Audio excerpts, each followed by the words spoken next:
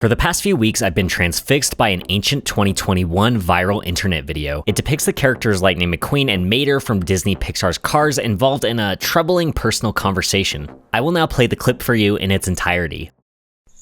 Hey Mater, it's nice to finally be back in Radiator Springs. I want you. What? My initial response to the video was, isn't that funny? Wouldn't it be great if Lightning McQueen and Mater kissed? But something about the video stuck with me. Maybe it was the gentle crickets in the background encapsulating the quiet comfort that Lightning must be feeling in his return to Radiator Springs, or the abrupt and painfully sincere desire bursting out of Mater, as if he'd been bottling these emotions his entire life. This captured beautifully by the voice acting of Zane Schacht. Whatever it was, something about this video called to me. It looped in my mind for weeks, to the point where I became concerned with the status of my sanity. Because of this, I thought it wise to speak to an expert. I consulted my friend, an infamous Disney millennial named Ricky, known as Platypus Pins on TikTok, and asked him what it was that made this video so hypnotic. Due to Ricky's vast collection of Lightning McQueen pins, I knew he'd be the right person to ask. What Ricky helped me realize was that this internet video pointed toward an astonishing level of emotional complexity in the relationship between Lightning McQueen and Mater, and this complexity is what I intend to unpack with you in this video. But our conversation made me realize something else. To truly explain the depth of this meme and why it has haunted me, it wouldn't be enough for me to just consult an expert. I would need to go all in and study Lightning McQueen and Mater, fully becoming an expert myself. And my first step in doing this would be to revisit the movie Cars. Cars is a 2006 film from the animation studio Pixar, directed by John Lasseter, a controversial figure, and not just because he directed Cars 2, am I right? The story of Cars is a simple yet heartwarming one about going fast and going less fast. In revisiting the movie, I was taken aback by how atmospheric it is. The racetracks feel loud and exciting, while Radiator Springs feels peaceful and comfortable, but undeniably desolate and sad. Still, I love watching the townspeople tend to their shops and just be happy to spend time together. The movie captures nostalgic warm summer nights beautifully, especially in the scene where the song Life Could Be a Dream plays, which is simply way too adorable. Additionally, the movie contains a plentiful helping of piss, ass, and other explicit jokes if that's what you're into. During its time, Cars was generally pretty well received, though some critics rated it as somewhat of a step down from Pixar's previous films, which is an understandable perspective considering that this was a time when Pixar was producing absolutely legendary films, such as Toy Story, Monsters Inc., and Finding Nemo. Some said that the universe of Cars was less well thought out by comparison, which when you consider this world inexplicably populated by these bizarre machine flesh chimeras, the movie does become slightly disturbing. The unintentional horror of this beautifully illustrated by Jake Parker, who shows us the abominable anatomy of these cars. Clearly, if there is a god, it did not intend that we look beneath the hood of this movie. But as a 9-year-old in 2006, none of this bothered me. I found the world of Cars to be no more inexplicable or terrifying than the one I currently inhabited, and loved the movie just as much as Pixar's previous films.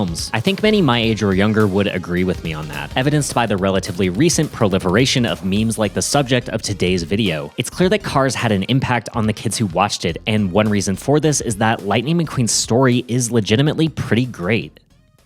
Lightning McQueen is speed, or so he says, but this statement of his invites us to ask the question, what is it exactly that Lightning is running from? Lightning is a rookie racer whose aspiration is to win the Piston Cup, which he intends to do in an upcoming 3-way tiebreaker race. But despite being cool, fast, and charming, Lightning is excessively self-centered and undeniably a jerk. He treats his employees poorly, which you can see in how he's recently fired his crew chief, and how he makes his truck Mac drive all night despite federal DOT regulations. Because of this, it seems like his relationships are lacking, evidenced by the fact that he has no friends to invite to the big upcoming race. Lightning then becomes stranded and sentenced to community service in Radiator Springs, a town with a previously booming tourism industry now left behind in economic devastation due to the ever-evolving and quickening pace of the world. Through the relationships he develops with the people of Radiator Springs, Lightning begins to change. He finds a mentor in Doc Hudson, a previous Piston Cup winner. In learning from him, Lightning begins to feel as though he's part of a legacy and tradition of racing rather than just a lone individual out to prove he's the best. Additionally, through a developing romance with Sally, he learns that there are things outside of racing that are worth living for, and in relating to her story, realizes that his current way of life does not make him happy. And then of course, there's Mater. Mater is the stereotype of the dumb rural guy, but he reflects one of the themes of the movie that sometimes outward appearances conceal an unexpected depth. Despite his many misunderstandings and miscommunications, Mater is deceptively clever, making several slick jokes throughout the movie. He's also perceptive in that he deduces Lightning McQueen's interest in Sally and knows how to push his buttons, manipulating Lightning into committing several crimes, including trespassing and animal cruelty. Despite the crimes and Lightning's initial dismissive attitude towards Mater and Radiator Springs, the two become fast friends, demonstrating Mater's accepting and non-judgmental nature, and showing us that through Mater, Lightning has become more open-minded and importantly is just happy to have someone that wants to be his friend without any ulterior motive. Through these relationships, Lightning is transformed. Likewise, we see how Lightning influences the town, breathing new life into it, with the townsfolk renovating to match the road newly repaved by McQueen, and Doc being inspired to throw on the old racing tires. In the end, Lightning gives up his opportunity to win the Piston Cup in favor of helping the King finish his final race, showing us how Lightning now values the legacy of racing and the racers involved over any one individual win. He even lets go of his initial desire to be sponsored by Dynaco in favor of loyalty towards Rust-eze, the company who initially gave him his big break. Though Lightning does take the opportunity from Dynaco to realize Mater's dream of flying in a helicopter. I enjoyed revisiting Cars more than I thought I would and appreciated the nostalgic rewatch that studying this meme invited me to undertake. But before we get back to talking about the meme, and believe me, we will get back to talking about it, we have to take a little detour because I'm ashamed to admit that I got greedy. Rather than calling things there, a disturbing question surfaced in my mind. What about Cars 2?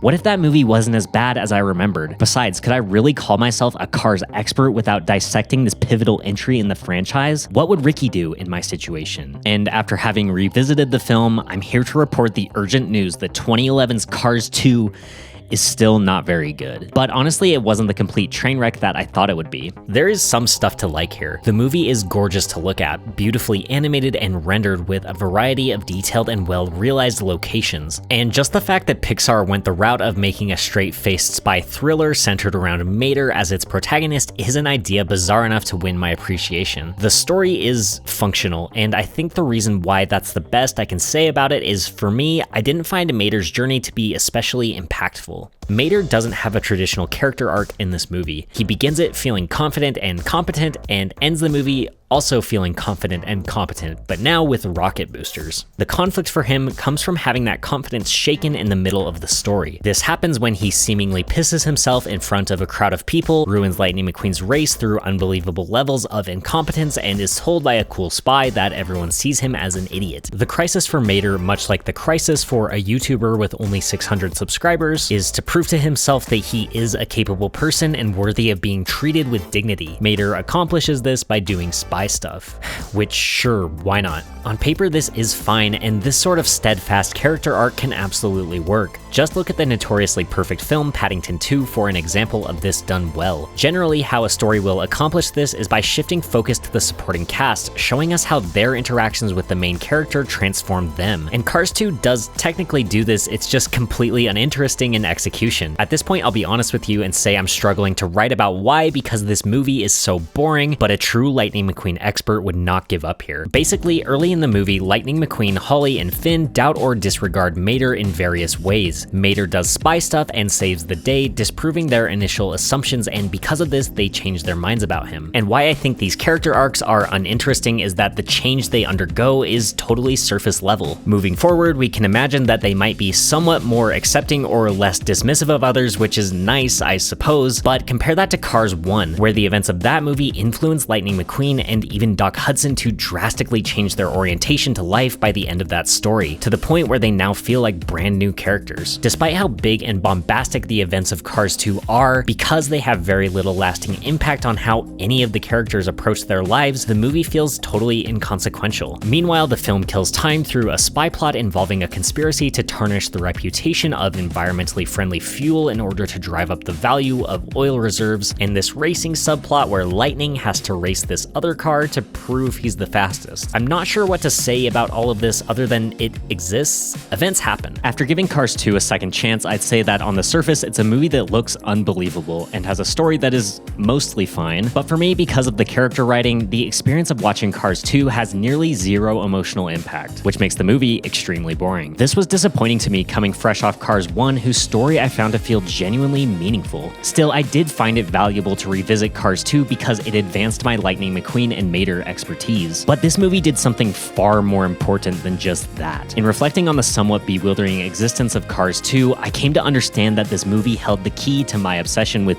this Cars meme. What I realized is that this Cars meme was soothing a deep yearning inside my heart. A yearning for a glimpse into a far more beautiful and harmonious timeline, one where this was the introduction to Cars 2. We pick up our story at the end of Cars 1. Lightning has just finished his date with Sally and Mater his ride in the helicopter, after which Lightning and Mater enjoy a blissful evening of mischief. As the evening dies down, the two settle in for a conversation as crickets chirp in the distance. Lightning McQueen, in a state of pure peace and gratitude just for the simple joy of being around his new friends, says, Hey, Mater. It's nice to finally be back in Radiator Springs. To which Mater responds, I want you.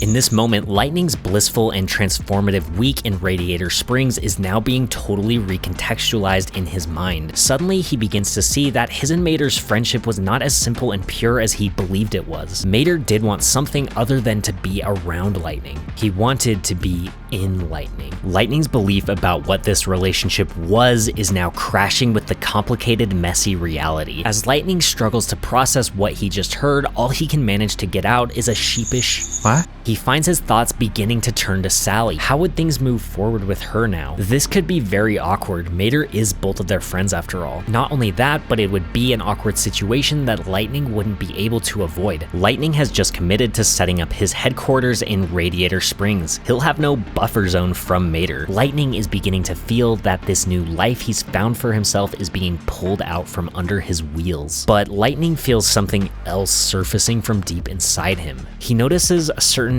magnetism coming from Mater's big hazel eyes, the powerful impression that his large boxy silhouette leaves, the simple childlike joy that radiates from his smile, his rust and dents implying decades of experience and wisdom. And Lightning can't forget how good Mater is with that hook. Lightning begins to wonder if he might feel the same way about Mater that Mater does about him, but then he can't just set aside that beautiful and authentic connection he shares with Sally. In this moment, Lightning's internal world is ablaze with conflict. But Lightning realizes something. If he can find a way to resolve this with Mater, he knows the bonds between them would be stronger than they could have ever been without this conflict. The two would have a relationship where truth can be spoken, no matter how uncomfortable. Whether the feelings are reciprocated or not, they will have a friendship where they could see into the darkest, most vulnerable recesses of each other and say, despite this, you are still my friend, utterly accepting each other. Can Lightning McQueen and Mater save their friendship? How does Sally fit into all of this? Will Lightning acknowledge his latent bisexuality? If this was how Cars 2 began, it would have gone down in history as the realest, bravest, emotionally raw film of the 21st century. And the realization that we didn't get that and instead got this destroyed me. I liked Cars 3 though.